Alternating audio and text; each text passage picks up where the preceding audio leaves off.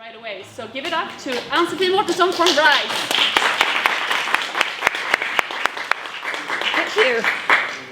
Thank you very much. That was a very effective little machine. You should have that at the office. Yes, I very, very shortly, so pay attention. Don't drink too much coffee because this would go fast through all my pictures. I work at RISE, the Research Institute of Sweden. We try to find new solutions for sustainable. Have you ever heard that word? We are the only one in the whole world that works with that. No. Of course, sustainable future. In the way we do it, we try to do that by bringing people together, which is not always the one you thought you should bring together in order to get new ideas. And we are about 3,000 in Sweden now. 100 of us are sitting in Beta House, the next door house, working with all sorts of things. And this is what will go fast. And I would say, more or less, our offer, we're working with transition management. How do we change things? How do we make things happen differently? Everything we do, all the research and development do, must be used somewhere. Otherwise, we won't get money. It must be, it's not just for fun, or it's just that maybe it must be someone who needs the research. So beforehand, we know this is because that problem must be solved. And we are testing, we have certification and calibration, and a lifelong learning. So that's the corporate B. Now, what do we do? 3,000 in Sweden, what do we do? A lot of things. We're taking care, we have urban water management, what happens with the rain coming down. I guess at least once today you will flush a toilet. What happens with that? Could we do that? That take care of the water in a better way. We have an Arctic Center of Energy in Luleå, where we work with data center solutions, cloud applications, data analysis. It's good, it's cold up there. Data needs to be cold. Of course, we are working with self-driving vehicles. What do we need to think about that? How does it function? The ethics around it, all sorts of questions, and not only cars, also vehicles harvesting at the jordbruk, the agriculture out in the fields. That's good. And we, of course, work with mobilization for applied AI. AI is just a technology. It's nothing in itself. It's just a way of treating data in a good way. And we need a lot of data. And we start coming there, that we have so much data so that you can use the technology AI and get new knowledge and new solutions. We work with coasts and oceans, a sea of opportunities. We need power in all sorts of different ways. Could we have them floating? Could they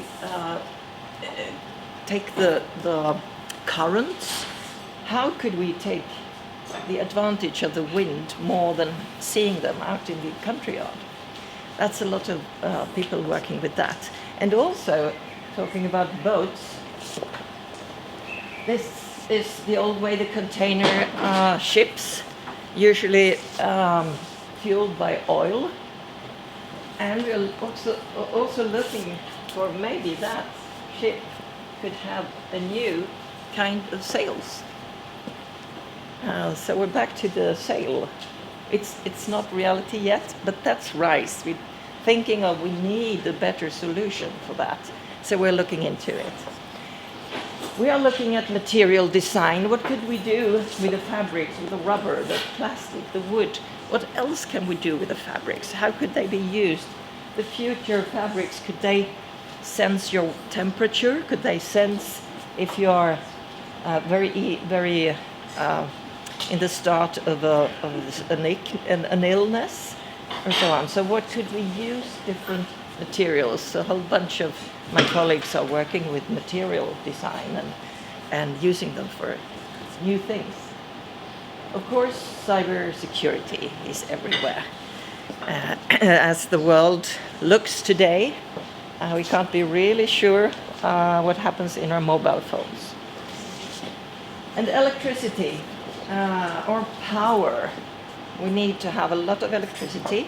In the south of Sweden, it's not so good. It's very expensive, at least. And we need to know how to incorporate that in a very efficient batteries. A lot of research is on that. The Connected Society, which I'm head of at RISE, is how do we connect the city in a good way? How do we use sensors? And with this, we're looking at climate contracts for different cities in Sweden.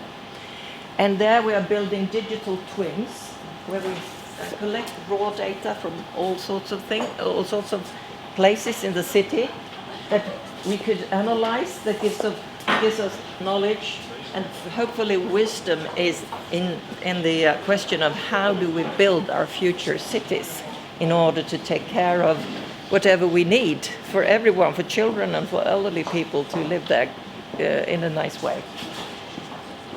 We're into agriculture and food. As I said, maybe machines working with it themselves. What new kinds of food do we need to take care of? What animals will we eat in the future?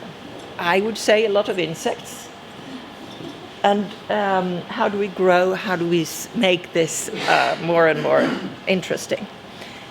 And we're also into health and welfare, which is a huge part in society. How do we use digitalization in the health care sector? For example, how do we prevent people to fall, elderly people to fall, or maybe at least detect it, but even better to prevent falls? Maybe by some technique, maybe by sensors in the home, who knows? So we have test beds and demonstration environments in about 130. There are wind tunnels and how fast are things burn up and so on. And our words are that everything we do, we need to also think of the ethics. Is this a good way? Do we want to live like this? Do we take care of the people, the animals, the planet? And integrity is respect for the world, for the planet. So that's the global challenges. And now I would like you to take your mobile phone. Take out your mobile phone. And you will make a call. So make it ready for do a call. You know you can make a call on this machine too.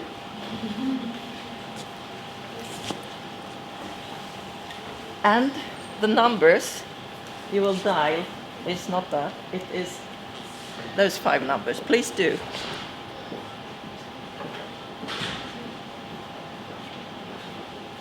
And listen.